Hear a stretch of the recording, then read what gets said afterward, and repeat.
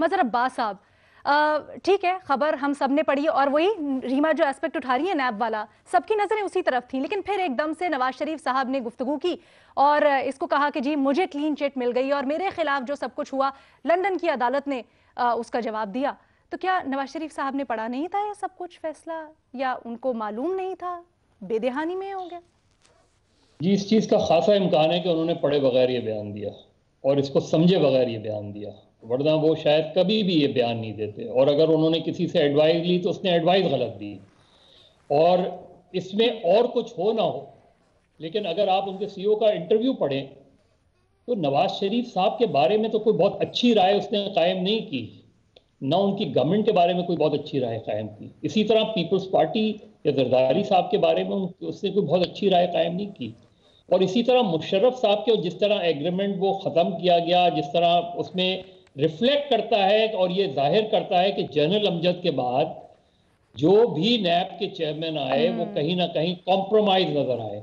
उनका उनका लीगली वो केस जब मुख्तलिफ जगहों पे नैब हारी है तो उसके बारे में भी वो इंडिकेट कर रहे हैं। और बहुत सी ऐसी ट्रांजैक्शन के बारे में वो बात कह रहे हैं जिसके बारे में नहीं बताया जा रहा। अब जो रीमा बात कह रही है बड़ी इंपॉर्टेंट है।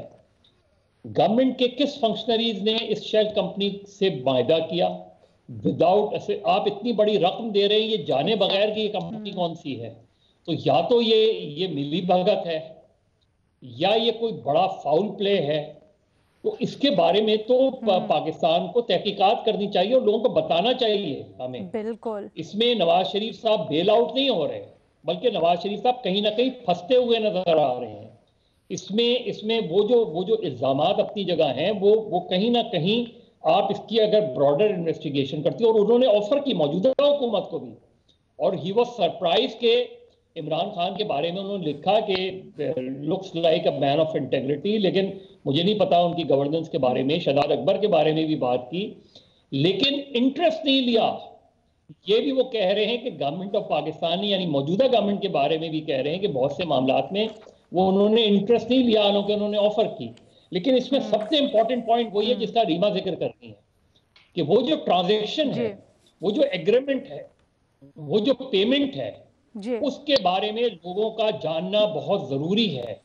क्योंकि उससे बहुत सी चीजें जो हैं वो पता चलेंगी और इससे पता चलेगा कि कहां गड़बड़ हुई है। और हम इंटरनेशनल मायदों में हम इस तरह की गड़बड़ करते रहे हैं, इस तरह के फाउल प्ले करते रहे हैं। इसी वजह से तो हमारी क्रेडिबिलिटी आज जीरो है।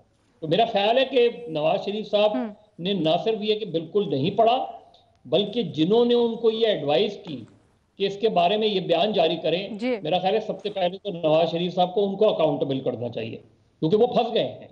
ठीक है।